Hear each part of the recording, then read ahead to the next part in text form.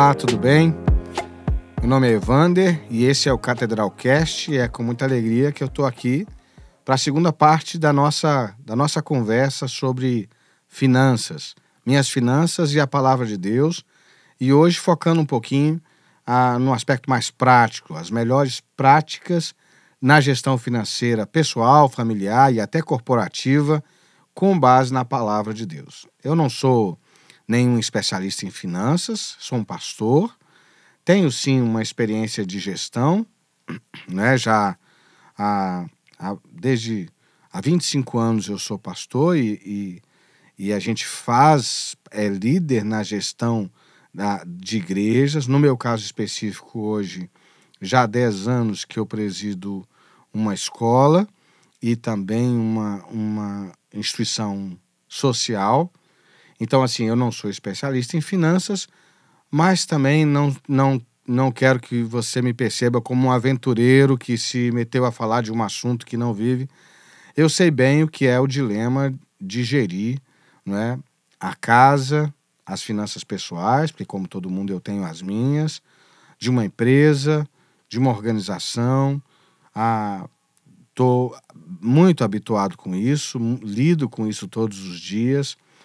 E o que eu quero compartilhar aqui é um pouco da minha experiência, um pouco da minha vivência nesse tema. Cresci no comércio, meu pai foi comerciante a vida inteira e vi também as dores e angústias de um pequeno empreendedor num ambiente do Brasil. Então, assim, o podcast não é sobre mim, nem sobre a minha trajetória pessoal familiar, mas é sobre a minha leitura nesses 25 anos de pastor, de gestor, de líder da minha casa, e da leitura da Bíblia, como é que a gente pode ser excelente na gestão das nossas finanças a partir dos princípios bíblicos que eu já apresentei no podcast anterior. Se você está chegando agora e não ouviu o podcast anterior, então a minha sugestão é que você faça uma pausa, volte, assiste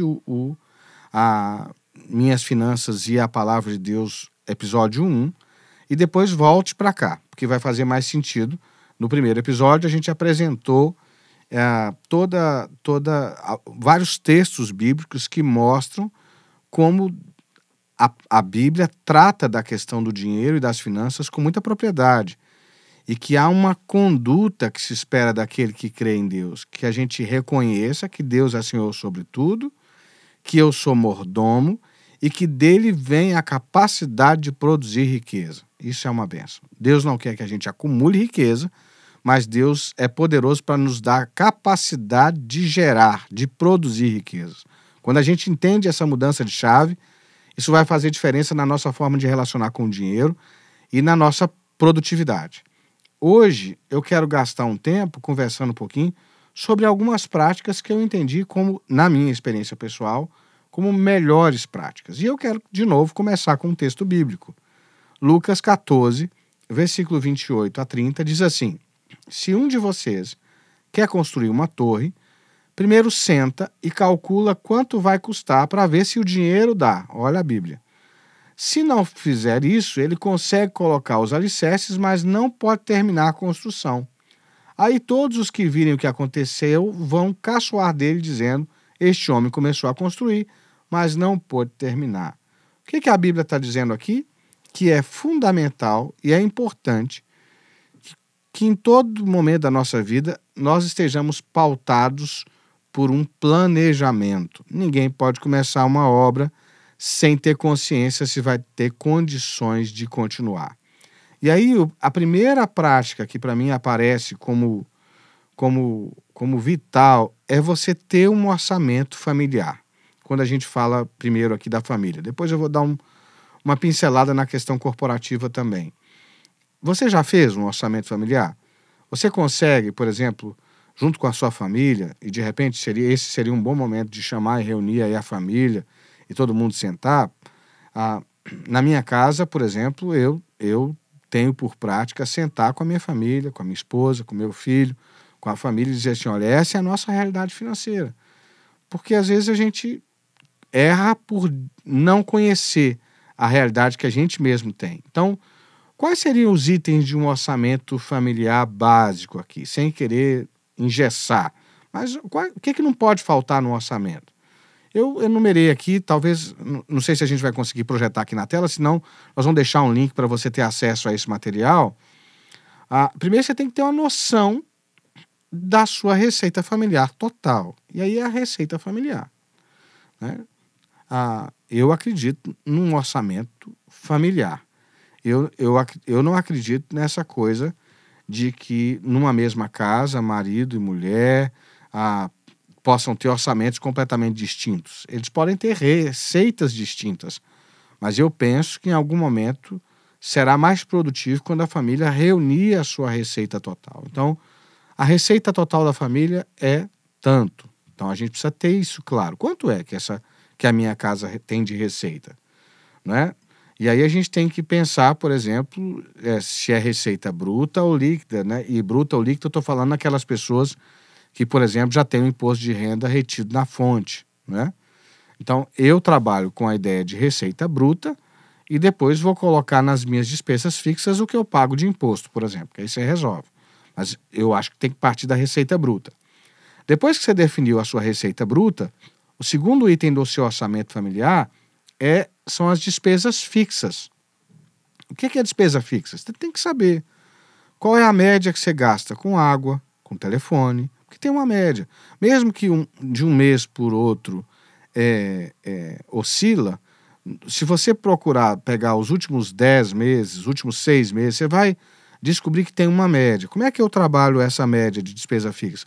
Eu pego os últimos 12 meses, somo, divido por 12 e acrescento uma margem aí de 5%, 6%, até 10%, que é a inflação que vai vir sobre as contas, tudo aumenta e tal. Então ali eu tenho a minha conta fixa de água, de telefone, de luz, de internet, o canal de streaming da televisão que eu assino. Todas as despesas fixas que eu tenho precisam estar enumeradas. O ideal é que essas despesas fixas nunca ultrapassem 80% da sua receita total. Depois eu vou explicar por quê. E é claro, o seu dízimo, a sua oferta já está incluído nesses 80%. Ou seja, você tirou os seus 10%, tirou o dízimo, tirou a oferta, e todo o restante precisa caber em até 80%. Pastor, você está louco? Como é que eu vou fazer isso? Eu estou fazendo isso aqui para conseguir pagar as minhas contas com todo o meu recurso. Como é que eu vou fazer só com 80%? Se você não tem condições disso agora, então nós vamos trabalhar isso como meta, entendeu? E eu vou te explicar por quê. Então, primeiro, eu trabalho as despesas fixas, certo? Definir as despesas fixas, eu vou agora deixar um percentual de mais ou menos 5% do meu orçamento, da minha receita bruta, para despesas variáveis. Por quê? Porque eu posso ficar doente, eu posso precisar de um remédio, eu posso precisar fazer, por exemplo, essa semana meu filho quebrou, o celular dele caiu e quebrou, e é um celular que já foi reparado, que não estava planejado comprar um celular agora. Então, se eu não tiver uma dotação no meu orçamento de um limite para receitas variáveis, despesas variáveis, eu vou entrar naquele princípio que eu falei no podcast anterior, de gastar mais do que eu recebo. Percebe? Então, item 1, receita total. Item 2, despesas fixas e variáveis. As fixas você já tem, é aquilo que você paga mensalmente. Variável você vai fazer, eu estou sugerindo uma média de 5% que você vai deixar lá. Se você não gastou, vai virar reserva. Maravilha. Então você vai ter dos 100%, 85% com despesas fixas e variáveis. Terceiro item, uma reserva de emergência, que eu estou sugerindo aqui você deixar 4% da sua receita total para a reserva de emergência. Você é que define quanto você precisa ter para uma reserva de emergência. O que é uma reserva de emergência? Por exemplo, para quem é empreendedor e depende do seu trabalho todo dia, né? Se acontece alguma coisa, se você tem uma queda brusca, como a gente viveu na pandemia, você tem que ter alguma reserva, né? Pelo menos 3 meses da tua receita total. Pastor, o senhor está colocando o sarrafo muito lá em cima. tudo bem, você começa aos pouquinhos, mas tenha isso como meta, entendeu?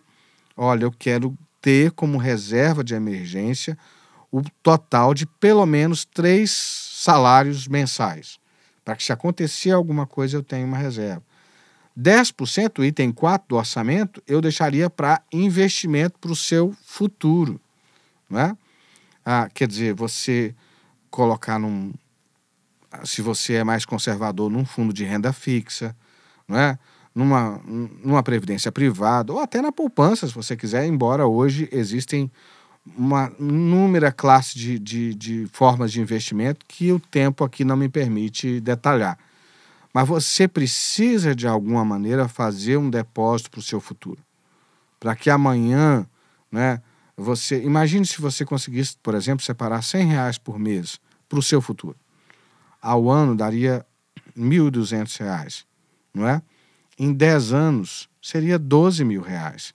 Parece pouquinho, mas paga uma viagem, pode ser a entrada de um carro para o seu filho, ou para o casamento da sua filha, ou até para trocar a mobília da sua casa, alguma coisa assim.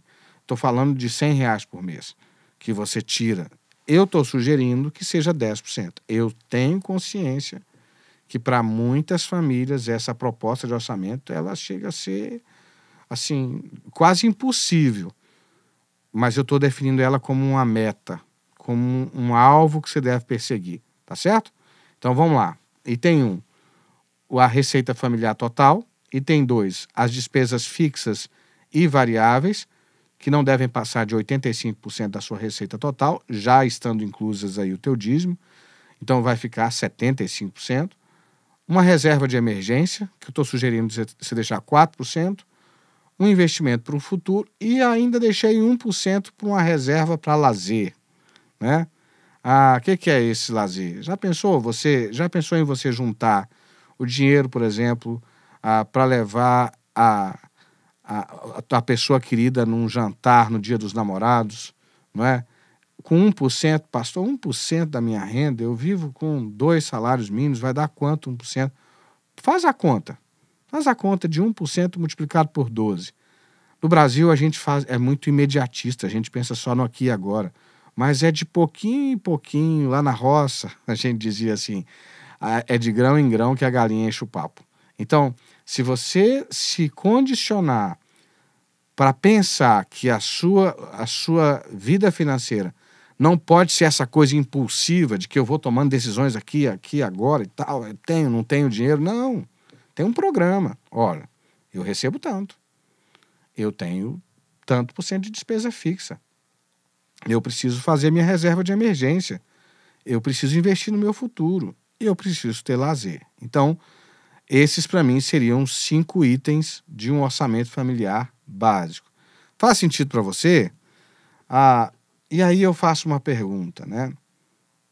Mas e quando a receita é insuficiente para as despesas básicas? Pastor, muito legal, gostei, mas eu estou longe disso. O que eu faço? Eu quero falar sobre isso também.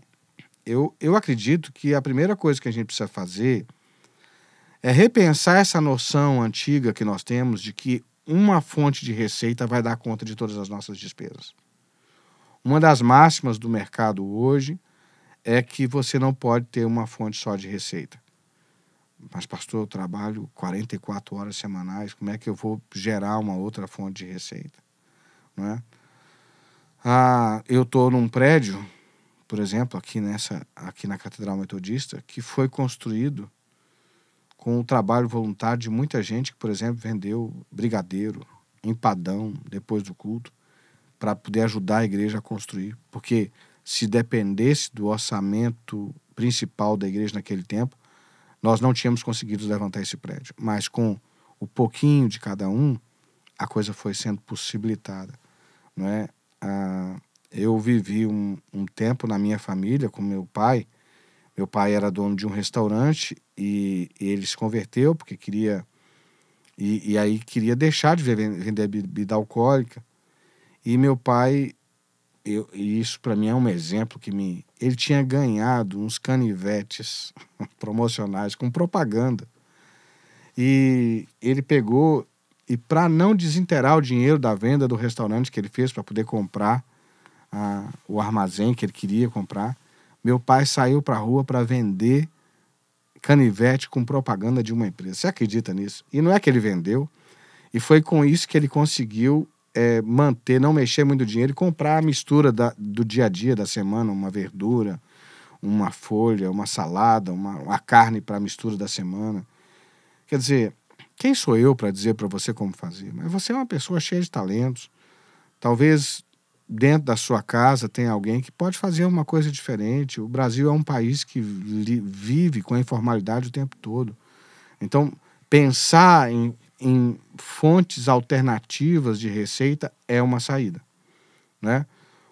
Talvez não vai ser diversificando assim, talvez vai ser, por exemplo, fazendo um curso, aprimorando seu currículo, desenvolvendo sua empregabilidade, para que você possa aspirar por um emprego que te pague e te remunere um pouco melhor. Essa é uma outra questão. Tem um podcast gravado aqui, que eu participei aqui algumas semanas atrás, sobre o futuro do trabalho. Você dá uma olhada lá. Tá aí no nosso canal. Tem algumas coisas muito interessantes. A segunda questão que eu preciso pensar é rever e reduzir os custos. Até que eu consiga... Então, eu tenho que trabalhar, primeiro, desenvolvendo a minha capacidade de empregabilidade. Eu preciso trabalhar diversificando as formas de receita, né? Se eu estou com o meu orçamento muito apertadinho, então eu preciso melhorar como profissional, eu posso diversificar e eu também preciso rever os custos. Assim, eu sou pastor há 25 anos, como eu disse, e eu já fui pastor de igrejas muito pobres, assim, com poucos recursos. E uma das coisas que eu aprendi é que normalmente o orçamento não se aperta por conta das contas grandes. Porque as contas grandes, aquelas contas que a gente não tem como fugir delas, a gente presta muita atenção nelas, sabe? O dinheiro vai nas continhas pequenas. O dinheiro vai na conta da bobagem, daquilo que é supérfluo e que você às vezes fica distraído e não presta atenção. O dinheiro vai, às vezes, na conta que você pagou fora do dia do vencimento e pagou um juro de R$10, de R$15, que você achou assim, R$15 só, né? Mas aquilo multiplicado por 12 vai dar quanto? Quanto que vai dar R$15 multiplicado por 12? Né? Vai dar R$180, né? Isso ao longo dos anos é uma vida, não é? Então, por exemplo, coisas pequenas. Então, vamos supor, eu assino um determinado... Hoje em dia, os streaming, quase ninguém assina TV a cabo. Você assina um Netflix, você assina um Amazon e tal. Lá em casa, a gente faz uma gestão disso. Por exemplo, se eu não estou usando muito um determinado rede de streaming, eu cancelo e fico só com uma outra. Parece bobagem, mas é uma despesa de R$30, R$40 todo mês que, no final das contas, vai fazer diferença. É a roupa que você compra, não é? Às vezes vai valer a pena você comprar uma roupa um pouquinho mais cara, mas que tem uma durabilidade maior, do que comprar, às vezes, aquela roupa que você usa e na primeira lavada já está ruim, você já não consegue usar mais, né? É fugir dos parcelamentos com juros. Há muitas maneiras. É o uso inteligente dos recursos. Outro dia eu estava vendo uma pessoa, viu, Vitor? O Vitor está aqui na sala comigo, me ajudando aqui, falando sobre usar o detergente. Você acredita? A pessoa, ela falou assim, eu parei para pensar e depois eu mudei. Eu lá em casa lavo louça também, viu, gente? Então, assim, quem aqui pega a esponja e joga um monte de detergente em cima da esponja? Você concorda comigo que você faz isso? Eu também sempre fiz isso. Ela falou assim, não, está no rótulo do detergente que você tem que diluir ele em água.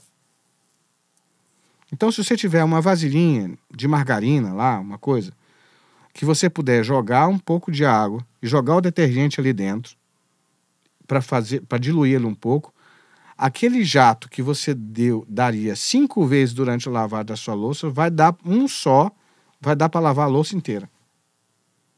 Parece bobagem, mas quantos frascos de detergente você gasta na sua casa? São essas pequenas economias que vão fazer diferença na redução dos custos.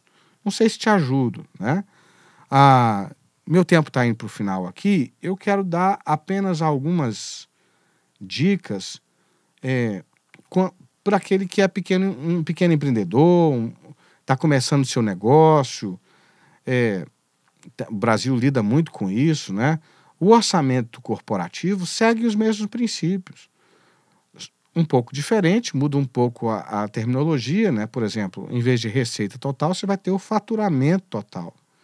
Você também precisa ter a noção das despesas fixas em ordem de prioridade e as variáveis. A minha sugestão é que uma empresa saudável precisa ter uma margem de pelo menos 20%, onde apenas, no máximo 80% está envolvido no custo operacional da empresa.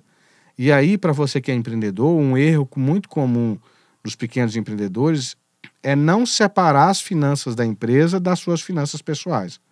Você mistura tudo. E aí você não tem salário, você não tem... Tá tudo lá. Ih, pastor, você não sabe. Sei sim, sei. Eu sou filho de pequeno empreendedor. Já tive negócio também com a minha esposa, né? E a gente sabe que você precisa que as despesas fixas da sua empresa cheguem no máximo a 80%. E aí você tem que ter um fluxo de caixa, que eu estou sugerindo aqui de no mínimo 15% do faturamento total. Por quê? Porque você tem que fazer uma previsão para uma demissão que você possa ter que fazer, para um investimento que você tem que fazer na sua empresa, porque empresas que não se atualizam vão ficar para trás, né? E eu destinaria 5% para inovação, para tecnologia, para você se educar, para você caminhar e evoluir. De novo, o que eu faço se a minha empresa, se o meu pequeno negócio já está muito endividado, se as coisas saíram? Eu listo aqui algumas dicas que eu acho que podem ajudar. Primeiro, avalie seu negócio. Faça uma nova pesquisa de mercado. Será que seu negócio ainda é relevante? Não é? Será que é? Um case importante no Brasil é a Kodak, por exemplo. Quem aqui lembra daquela época que a gente, não é só no Brasil, né, mundial, né, que a gente tirava as fotos naquelas máquinas analógicas e você tinha um filme que você ia lá para revelar. E quando você não queria pagar um monte de fotos, você colocava a mão na frente, lembra, Vitor? E ficava tirando foto para queimar aquela foto, pra você revelar só aquelas que você pagava por cada foto. Hoje isso seria impossível, né? A gente tira... Meu celular tem 3.000 fotos, né? A gente nem revela. Mas aquela empresa, por exemplo, que foi líder nesse setor, simplesmente deixou de ser relevante. Porque ninguém mais, ou quase ninguém, imprime foto. Então, avalie o seu negócio. Será que o seu negócio está atendendo uma demanda do mercado? Avalie a sua relação com os clientes. Eu já fui em muitas empresas que têm um bom produto, mas o atendimento delas ao cliente é horrível, não dá vontade de voltar ali, né? Avalie o produto, o serviço que você oferece, né? A demanda para ele. Aprenda com quem já cresceu mais que você. Sai dessa... Às vezes a gente se coloca numa caverna, numa bolha, né? Sai um pouquinho dessa bolha, dá uma olhada quem está produzindo mais que você. Faça uma gestão voltada para os resultados. Você não pode ser romântico com a sua empresa. Se a sua empresa está de maneira recorrente dando prejuízo, você precisa avaliar. Porque senão daqui a pouco você vai devolver para o prejuízo tudo que você conquistou ao longo de uma vida. Empresas, elas têm começo, meio e fim. Uma empresa que foi muito bem sucedida no passado pode precisar de uma reestruturação, né? Desculpe. E não brinque com dívida. Corrija os erros com celeridade. Eu acrescentaria... Me desculpem. Eu acrescentaria algumas outras dicas que eu quero mencionar apenas de maneira pontual aqui. Se o endividamento tomou a sua vida, a sua família, seja no orçamento familiar, pessoal ou empresarial, Talvez vai ser a hora de reunir a sua família, conversar sobre o assunto, repensar o estilo de vida, chamar os seus credores, ser honesto com eles, dizer, olha, eu tenho uma condição assim, assim, assado. Talvez você for gerando dívidas em diversos lugares, trocar um monte de dívida por uma só pode ser um bom caminho para pagar menos juros.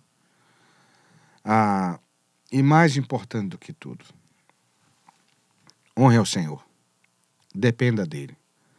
Eu teria muitas outras coisas para falar aqui, mas eu não quero parecer arrogante a você, parecer que eu estou fazendo pouco caso, porque eu sei que num cenário como o nós vivemos no Brasil, de pandemia, no caso de Petrópolis, da tragédia que nós vivemos ano passado, muitas coisas aconteceram e muito endividamento foi feito, não por falta de uma gestão bem feita.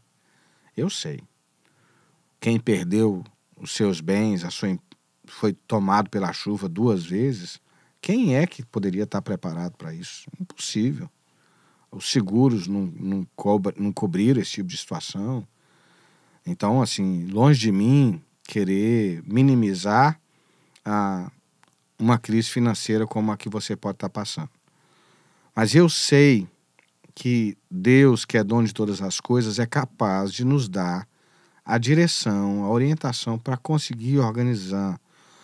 Mas o que eu sei também é que esse Deus que me dá a capacidade de produzir riquezas é capaz também de me instruir a organizar essa realidade que eu estou vivendo. Não é propósito de Deus que você viva como efeito de uma avalanche que vem caindo sobre você sem que você saiba o que fazer.